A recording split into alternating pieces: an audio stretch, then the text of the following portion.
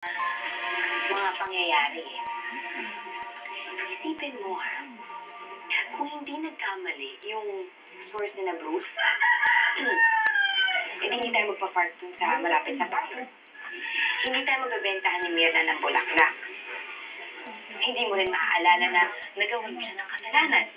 Kaya, hindi natin siya pupuntahan sa ilalim ng tulay at hindi natin siya matutulungan na bawiin yung mga anak niya. Ito nga din ang iniisip ko. Okay, no? Ang galing. Ano magaling daw? Eh, kasi tingnan mo, kahit na nagkamali tayo dun sa isa nating mission, napunta naman tayo sa iba. Tsaka, okay ang galing nga. Parang may plano. Tadhana ba? No, hindi tadhana yun. Kaya ano?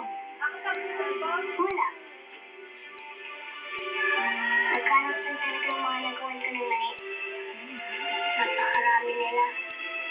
Kaya kahit saan tayo magpunta, nakikita tayo. Ano? Naisip yan, ha? It's no.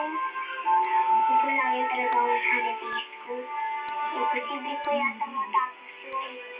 Ibig sabihin, kahit yata anong gawin ko, mapupunta ako sa impyerno. Hello, Mama. Hello, Mama. Hello, Mama. Hello, Mama. Love! Talagang